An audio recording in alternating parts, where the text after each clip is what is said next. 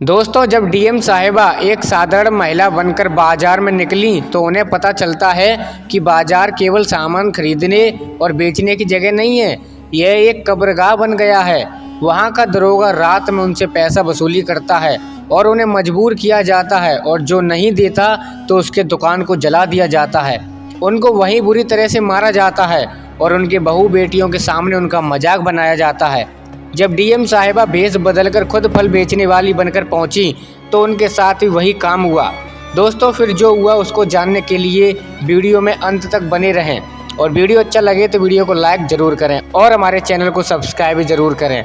तो चलिए जानते हैं कि आखिर उस रात क्या हुआ। जब अनन्या ने अफसर का चार्ज लिया ना, तो सोचा था सिस्टम में रहकर कुछ बदलने की कोशिश करेंगी, लेकिन जो पहली फाइल उनके सामने आई उसमें कुछ ऐसा था कि उनकी रूह तक कांप गई। दुकानदार व छोटे मोटे लोग जो सुबह से लेकर रात तक दो पैसे के लिए भटकते हैं, वह लोग आत्महत्या कर रहे थे।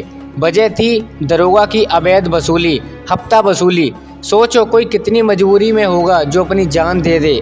अनन्या बैठी बैठी बहुत देर तक कुछ सोचती रही, फिर एकदम से उनकी आंखों में एक आग सी जल उठी। वह बोली, अब बहुत हो गया, इस गंदगी को ख़त्म करना ही होगा, अंदर से और जड़ से भी। वह जानती थी कि सिर्फ ऑफिस में बैठकर फाइलें पलटने से यह गंदगी साफ नहीं होने वाली। एक रात उन्होंने ठान लिया कि अब वक्त आ गया है मैदान में उतरने का।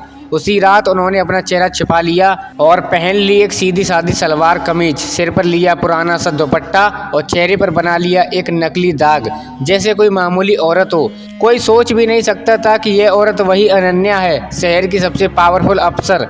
करीब रात के 9 बजे होंगे। अनन्या अपनी पुरानी सी साइकिल लेकर गलियों में निकली।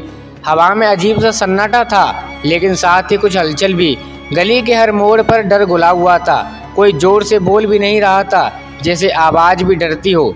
चलते चलते एक चाय की दुकान दिखी। दुकान छोटी सी थी पर जलती हुई डिबरी और उसमें चाय का उबलता पानी बता रहा था कि कोई अंदर है। अनन्या रुकी और देखा एक बूढ़ा आदमी कांपते हाथों से चाय बना रहा है। अनन्या ने धीरे से पूछा, बाबा इतनी रात को दुकान क्यों खोल रखी है?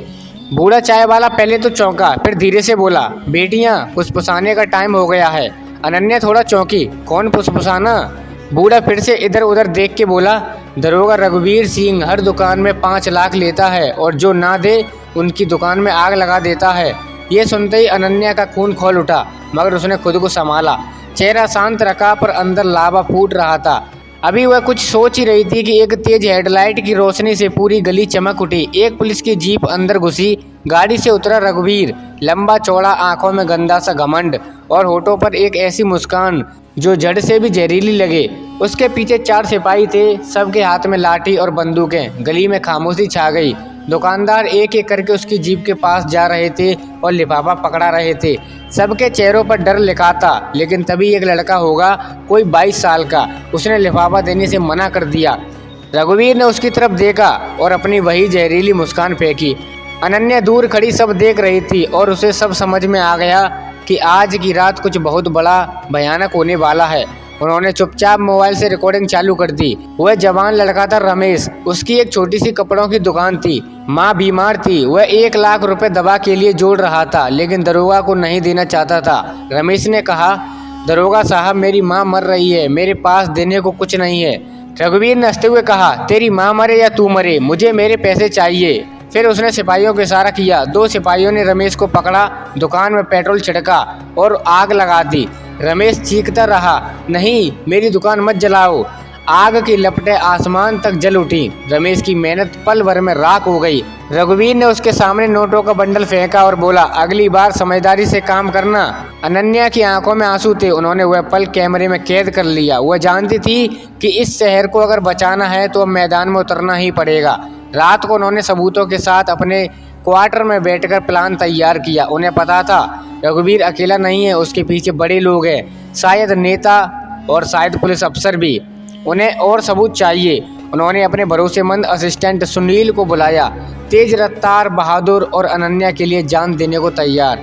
अनन्या ने कहा, सुनील मुझे रघुवीर की हर हरकत पर नज़र चाहिए। सुनील बोला, मैडम यह खतरनाक है, अगर उसे भनक लग गई तो मेरी लाश भी नहीं मिलेगी। अनन्या ने उसका कंधा थपथपाया।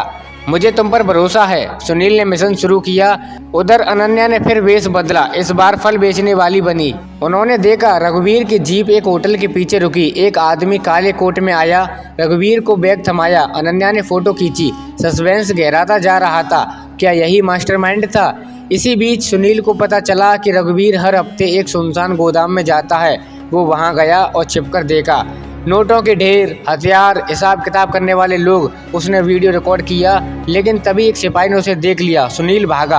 पुलिस सिपाही उसका पीछा करने लगे। तभी वह एक गली में फंस गया और फिर सिपाही पकड़कर उसे मारने लगे। लहूलुहान हालत में उसने अनन्या को आखिरी कॉल किया, मैडम गोदाम सबूत है, माफ करना। उसके बाद फोन कट गया। अनन्या का दिल कांप गया। वह डर गई, लेकिन रुकी नहीं। उन्होंने कसम खाई, सुनील की कुर्बानी बेकार नहीं जाएगी।